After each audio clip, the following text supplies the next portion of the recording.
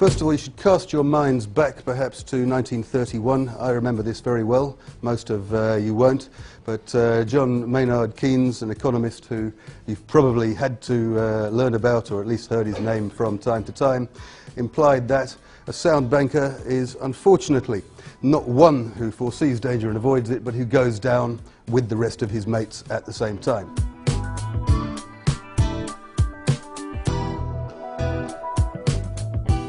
What is a credit crunch, a recession, and why are they apologising? I think I know the answer to this one, at least to some extent, because I lent my brother £20 last weekend, and then I found out that I was the third largest lender in the United Kingdom.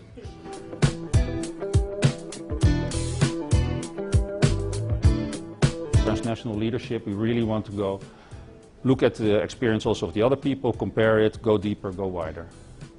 And then what we want to create is leadership. We want to inspire people to lead change with the ethics we learn, with the values we teach. And that's, we think, should be the mission, to create people who in an ethical and in a well thought through way can lead change in their respective countries when they come back. What is a credit crunch? Some people, George Bush, when he was still in power, thought it was some sort of breakfast cereal with sugar-coated derivatives and added percentage to it. So what we have is a program where, with companies, they can kind of borrow their talent to us, and from September onwards they can do 11 months with us, an MBA. The companies contractually can either put them on a sabbatical leave, unpaid, or they can pay minimum wage, and they give a guarantee to their employees that afterwards they can come back if the economy gets better, and if the economy is still worse and they cannot handle the cost, then the MBA, by the way, is what you can call a farewell present.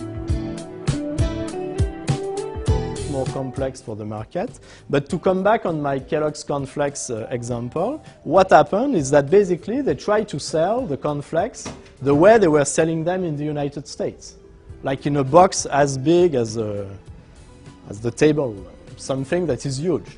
And if the Indian customers say we want to try it, but they didn't want to buy 5 kilos of cornflakes in one shot. So when they adjust the packaging for like something that is like 200 grams for people to try it and to get used to it, then they start to see their sales booming a little bit. And I'd like you to consider the case of Marveen Holterman. There she is, 63 years old. She had not worked for 18 years, and by her own confession had been drinking approximately 1.5 bottles of vodka a day.